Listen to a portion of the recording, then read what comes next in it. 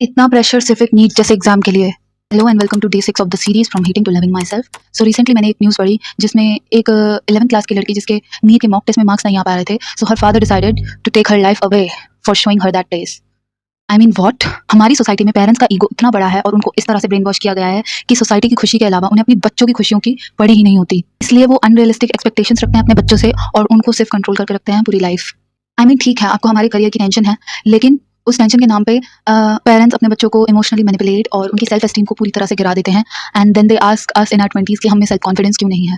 हमें constantly compare किया जाता है और in the name of motivating अस हमें कॉन्स्टेंट फियर में जीना पड़ता है उनकी वैलिडेशन के लिए पूरी लाइफ, जिस वजह से कहीं कहीं पे तो फिजिकल अब्यूज भी होता है। I mean why all this is so normalised. ऐसे इगोइस्टिक और नार्सिसिस्ट पेरेंट्स सबके सामने कहते हैं कि हमारे बच्चे तो एकदम गधे हैं, इनको कुछ नहीं आता है और दुनिया बहुत चालाक है, लेकिन उसी के साथ साथ वो हमारा कॉन्फिडेंस पूरी लाइफ गिरा देते हैं हमें शेम की और गिल्ट की फीलिंग में डाल के कि हाँ शायद कमी हम में ही है। और फिर वो एक्सपेक्ट करते हैं कि हम उनको गॉड की तरह ट्रीट करें। बट आप भी तो देखिए कि आप अपने बच्चों को बचपन में किस तरह से ट्रीट कर रहे हैं। जब उनके ग्रो करने का टाइम है, उनकी मेंटल कैपेसिटी बढ़ने का टाइम है, उनको इमोशनल सेफ्टी और सपोर्ट चाहिए होता है, जब आप लोग हम बच्चों को सपोर्ट नहीं करते हैं।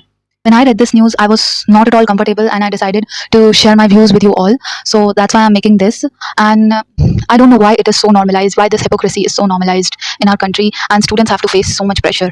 I know not all parents are same, but most of the Indian students face this pressure and they give such competitive exam where selection rate is only 0.1%, 0.2%.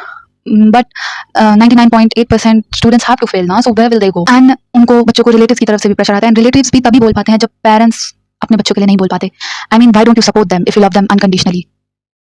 To all the parents who are watching this, know that who don't know anything about emotional intelligence, compassion, and patience, please understand that nothing is more important than your child's life or any existence.